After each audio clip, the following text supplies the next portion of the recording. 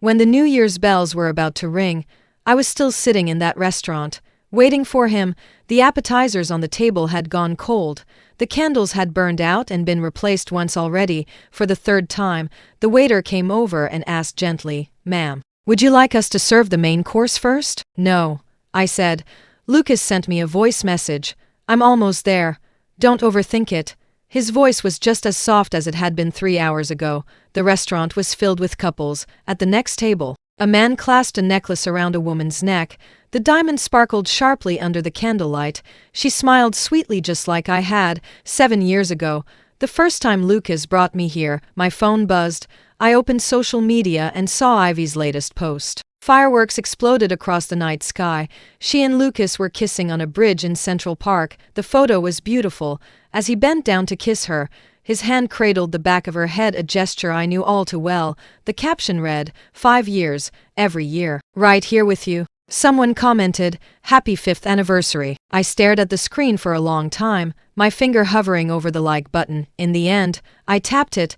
Then I left a comment, "Wishing you both happiness, sent." The waiter finally brought out the main course, a lobster dinner meant for two. "I'll be eating alone," I said.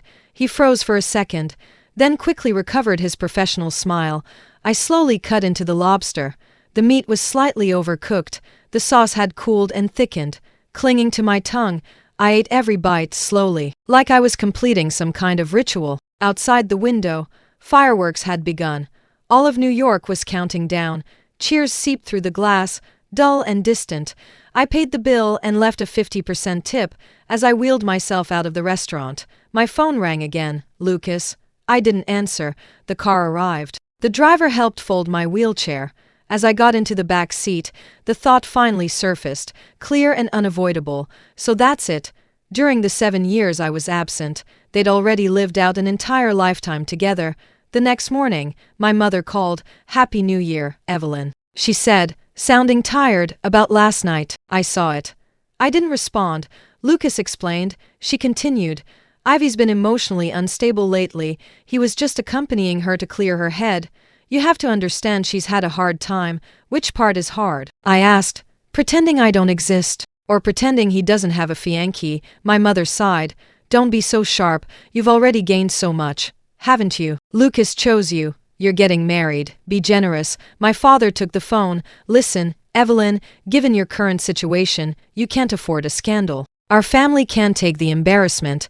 The company can't handle bad press. Do you understand?" "My current situation?" I asked calmly. He paused for 2 seconds. "You know what I mean. A bride in a wheelchair. How do you think the media would write that? We're doing this for your own good." After hanging up, I stared at the ceiling for half an hour. That afternoon, Lucas said he wanted to see me. I didn't expect him to bring Ivy with him.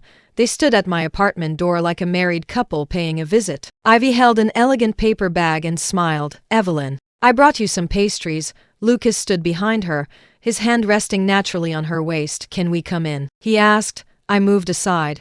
Inside the living room, Ivy volunteered to make tea. Lucas sat across from me, serious. "We need to talk." "About what?" "About last night," he said. "I know you're upset, but Ivy, she hasn't been well lately. Her father just passed away. She needs support, so she needed my fiancé to watch fireworks with her on New Year's Eve." Ivy walked over with the tea, her eyes suddenly red. "I'm sorry, Evelyn. This is all my fault. I'll leave. I won't bother you ever again." She stood up dramatically. Lucas grabbed her wrist. "Don't," he said softly to her, then turned to me. "Evelyn, can you try to understand her emotions? She's not as strong as you are." That sentence pierced straight into the softest part of my heart. "How strong do I need to be?" I asked. "Strong enough to watch you celebrate a 5-year anniversary and say it's fine." Lucas frowned. "It was just a joke between friends. You never used to be this sensitive." "Yes, I never used to be. I used to make him late-night meals when he worked overtime. I used to buy my own birthday cake when he forgot. I used to smile and say I'll try harder when his parents criticized me. I was very good at understanding others." Lucas offered to drive me to my parents' place for dinner. He got into the driver's seat. Ivy naturally opened the front passenger door. Lucas leaned over to fasten her seat belt for her smoothly, instinctively, like he'd done it 1,000 times before. My wheelchair stood by the car. "The back seat has more room," Lucas said, already sitting back behind the wheel. Can you get in by yourself? Do you need help? When he asked, his hands were still on the steering wheel. He made no move to step out of the car. No, I said. I opened the back door, grabbed the door frame, and pulled myself inside. Folding the wheelchair took effort. The metal jammed twice. By the time I finally forced it into the trunk, I was drenched in sweat.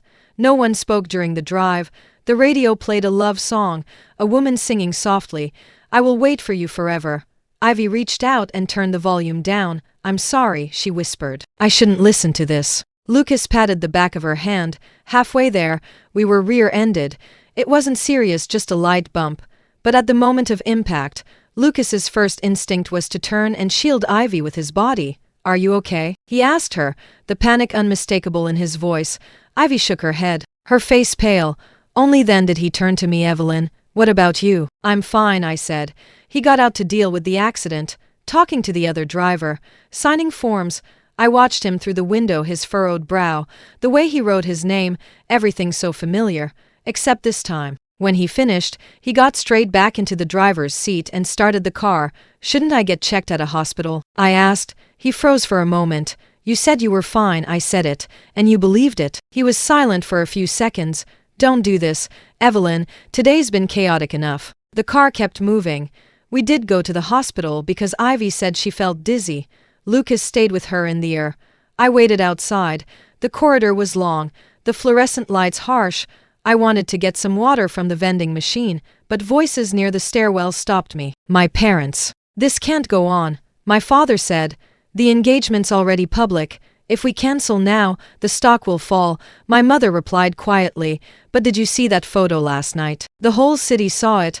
Our daughter's in a wheelchair, and her fiancé is kissing another woman. Maybe we delay the wedding." My father said, "Wait until Evelyn's health improves. Let the scandal cool off." "Will Lucas agree? He cares more about appearances." My father paused. "And Ivy? Her father just left her a sizable trust. If Lucas ends up with her, it benefits both families." My mother was silent for a long time. "Then what about Evelyn? She's still our daughter." My father said, "We'll take care of her, but some realities must be faced." Their footsteps faded away. I leaned against the wall, the cold tiles seeping through my clothes. So in their eyes, I had already become a damaged piece, one that needed to be handled carefully. Lucas came out of the air later. Ivy had been moved to an observation room. "She needs to stay for a few hours," he said.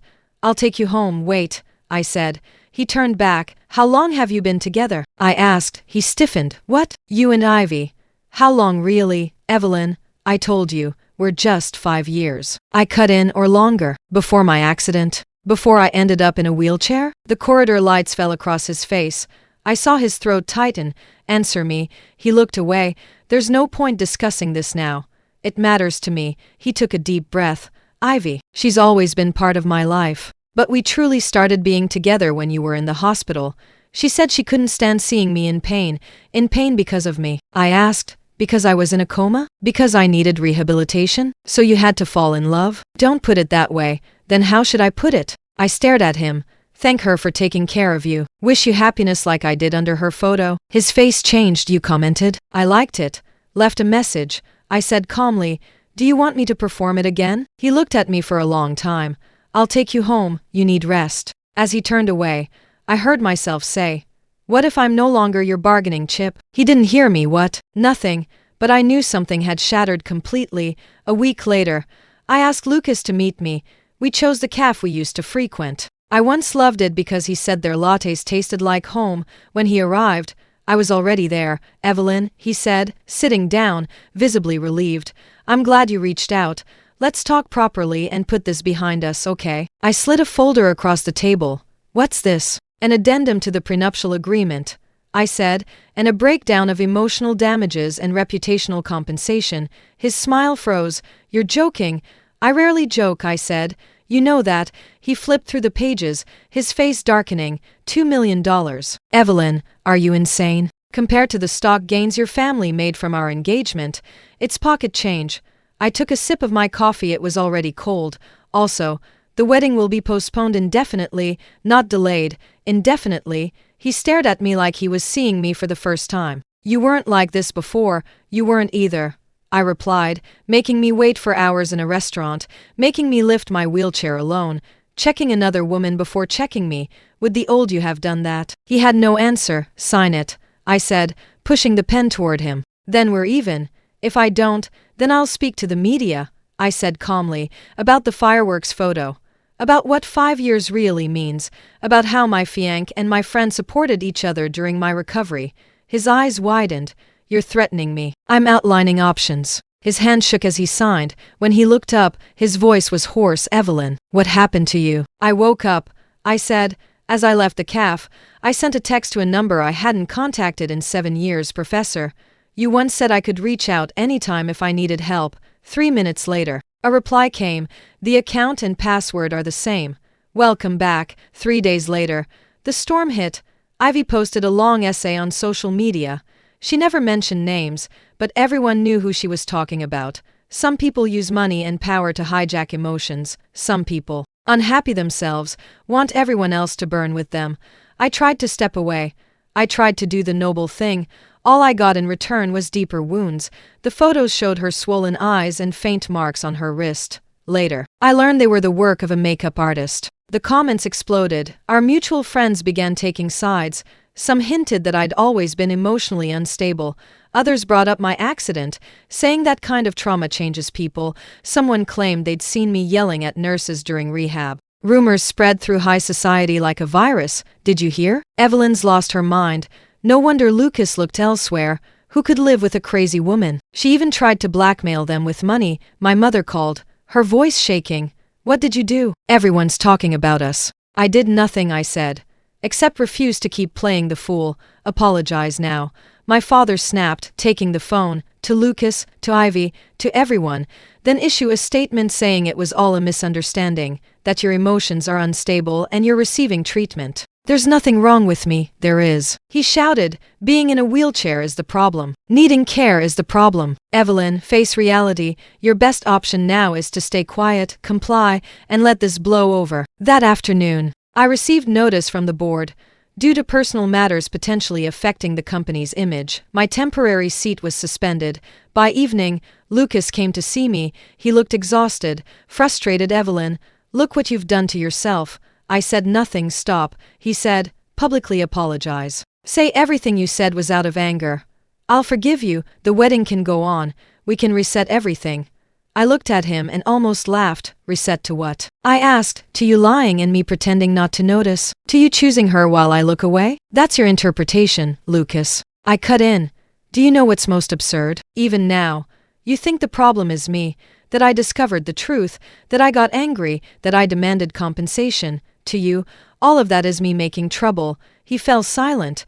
You never once thought you were wrong, I said. Not once. The retaliation was harsher than I expected. A week later, my family trust was temporarily frozen, citing a review of potential irregularities. My father called, his tone icy. Move back home. We need to ensure your safety. Safety? I asked, in your current condition. You're not fit to live alone, he said, nor to manage assets. Your decision or the board's, it's for your own good. That afternoon, I was forced to leave my apartment.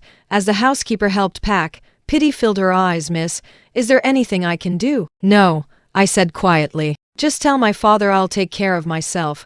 What I didn't tell her was that I'd already moved the most important things: my passport, several bearer cards, an encrypted hard drive. That night, Ivy came. She stood in the living room of the old family house, surveying it like the mistress of the place. This house is beautiful, she said.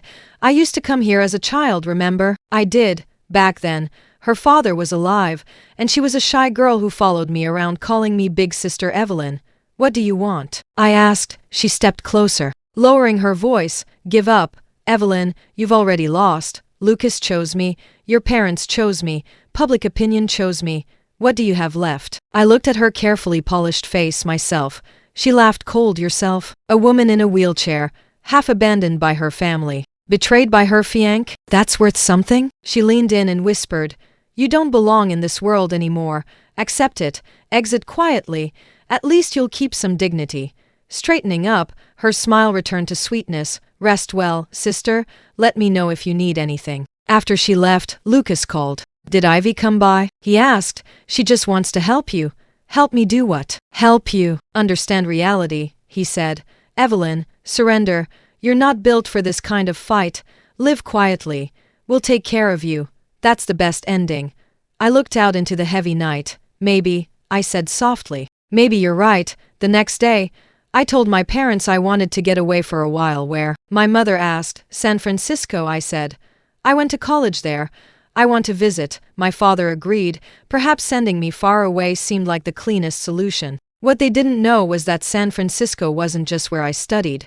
Someone had been waiting for me there for 7 years. The sunlight in San Francisco was perfect. I met my mentor by the Golden Gate Bridge, Michael Chen, once a legend on Wall Street, now retired and teaching quietly. 7 years ago, I was his most promising student. After the accident, I disappeared from everything. There's 37 million in the account, he said, sliding his tablet over, invested according to your instructions for the past 7 years, annualized return, 23%. Not spectacular, but sufficient. For the first time in a long while, I smiled. Thank you, Professor. Don't thank me. He waved it off.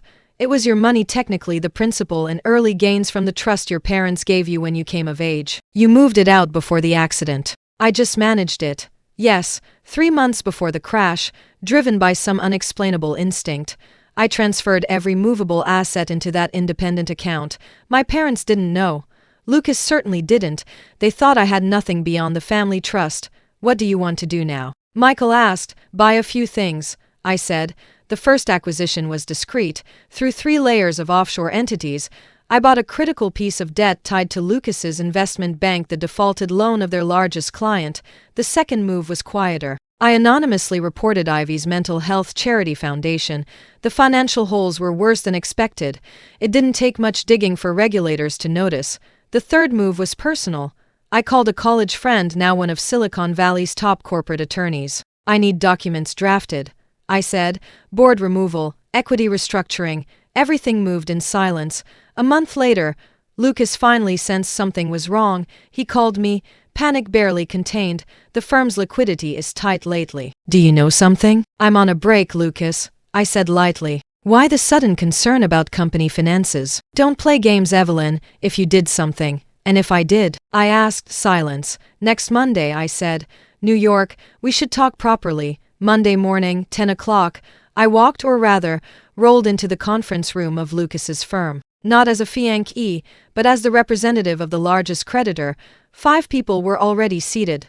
Lucas, his father, 2 board directors, and Ivy. Why she was there, I didn't know. I didn't care. All eyes turned to me. Evelyn. Lucas stood up abruptly. What are you doing here? Please sit down. Mr. Miller, I said calmly, gesturing for my lawyer to step forward. This is my legal counsel today. We're here on behalf of Bayview Capital to discuss debt restructuring. Deathly silence. His father was the first to react. Bayview Capital, the firm that acquired $300 million of our debt, correct? I said, sitting upright in my wheelchair. Per the agreement, if interest payments are not made by next Friday, we reserve the right to demand full early repayment or convert the debt into 40% equity. That's impossible. Lucas blurted out. That client is our lifeline, was I corrected. Their debt now belongs to me. Ivy's face drained of color. Evelyn, do you even understand what you're doing? This will destroy Lucas's firm. I'm handling business matters, Ms. Ivy, I said without looking at her. If you wish to discuss personal issues, please schedule private time. Lucas stared at me like I was a stranger. Why? He finally asked. I closed the folder and met his gaze. Let's reintroduce ourselves, Mr. Miller. I'm Evelyn Chen, your creditor, and soon, your company's largest shareholder. I paused. As for any other titles, those are void as of today, of course. They didn't give up quietly. Ivy began frantically deleting her social media history. But the internet remembers. I had already archived everything. Lucas used family connections to pressure regulators. It didn't work. Every document I filed was clean, scalpel clean. Every transaction legal. Every step auditable. The most ironic part. My parents finally realized what was happening. They flew to San Francisco and met me in a hotel suite. For the first time in my life, my father spoke in a pleading tone. Evelyn, stop. If this continues, Lucas's family will collapse and will be dragged down with them. So, I asked. My mother grabbed my hand. Come home. We'll restore your trust, your board seat. You and Lucas can reconcile. Let's pretend none of this happened. I looked at them, the people who raised me and abandoned me when I was weakest. It's too late, I said. Not too late. My father raised his voice. As long as you're willing, everything can be fixed. You're our daughter, we're family. When I needed family, where were you? I asked. When I was betrayed, when I was humiliated, when I had to load my own wheelchair into a car, where were you? They had no answer. You came now because you realized I'm no longer a piece you can move at will, I said quietly. But I don't need you anymore. That night, the final report came in. Ivy's background was fully exposed. Her father's accidental death carried unresolved questions. The trust she inherited had an unclear origin. Her timeline of getting close to Lucas aligned perfectly with key expansion phases of his family's business, and in college, she had studied psychology, her thesis title, Establishing Emotional Dependency and Control. I sent the materials anonymously to the media. When the emergency board meeting convened, I joined remotely. On the screen, Lucas's father wiped sweat from his brow. The directors looked grim.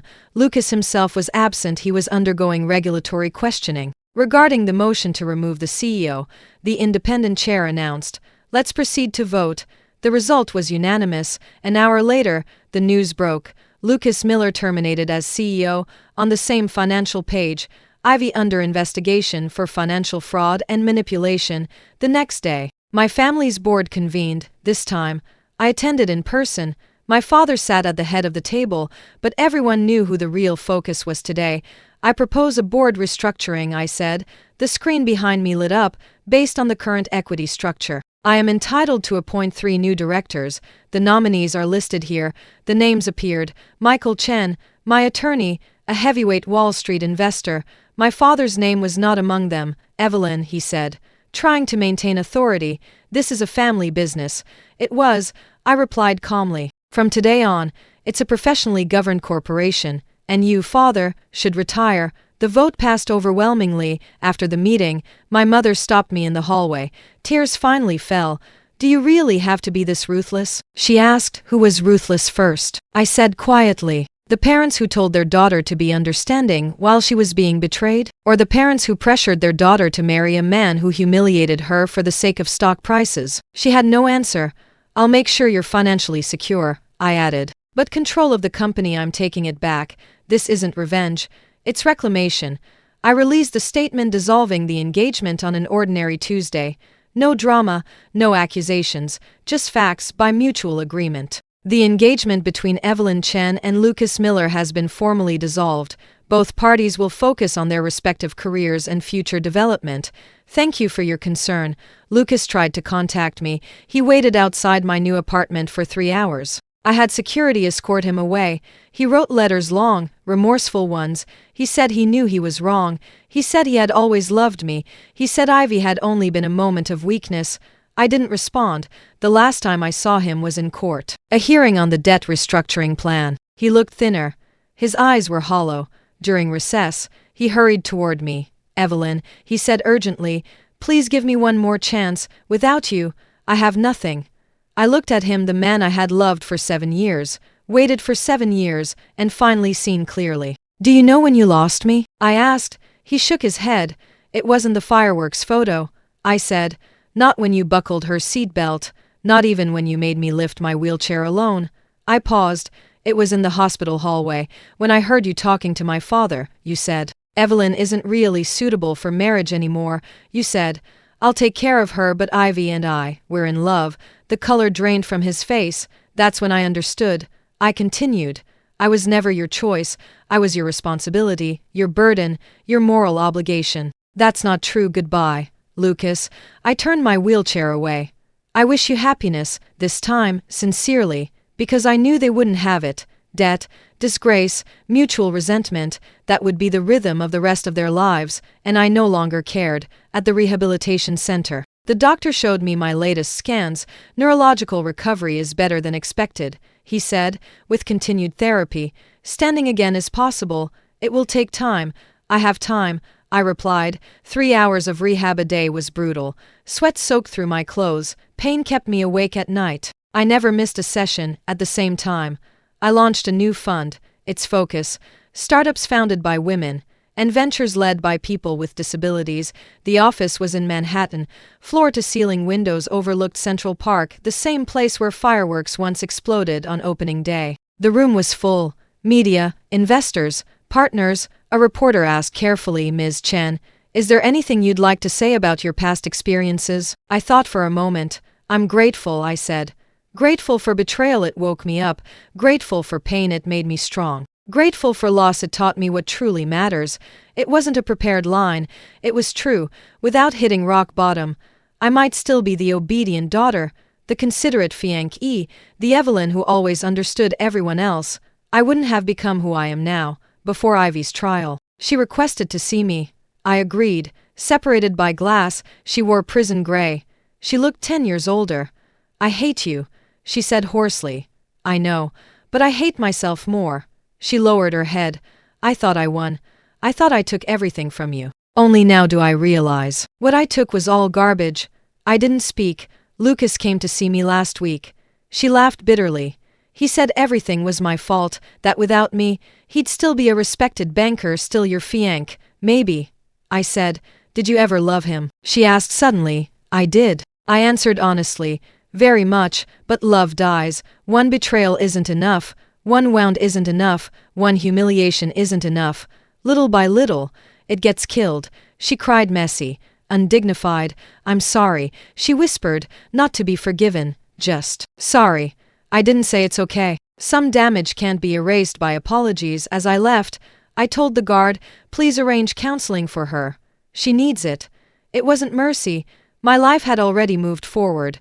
I had no desire to be dragged back by old shadows. 1 year later, I stood on the balcony of the foundation, no wheelchair. I still needed a cane, but I was standing on my own feet. New York glittered below. A river of lights. The early spring wind was gentle. My phone rang. My mother, Evelyn. Her voice was softer now. "Your father's birthday is next week. Will you come home for dinner?" "I'll check my schedule," I said. Not a refusal, not a promise, just the freedom to choose. After I hung up, my assistant approached Evelyn. "Should we adjust tomorrow's investor meeting? You have rehab in the afternoon, no?" I said, "Keep the meeting. I'll move rehab to the evening. The doctor advised against, trust me." I smiled. She nodded and left. I looked out over the city. Every lit window held a life, some joyful, some struggling, some just beginning, some ending. Mine was at its best moment. Only those who have lost everything know what truly matters. Only those stripped of choice understand how sweet freedom tastes. I tapped my cane lightly against the floor and turned back inside. Behind me, the night was gentle. Ahead of me, the road was bright.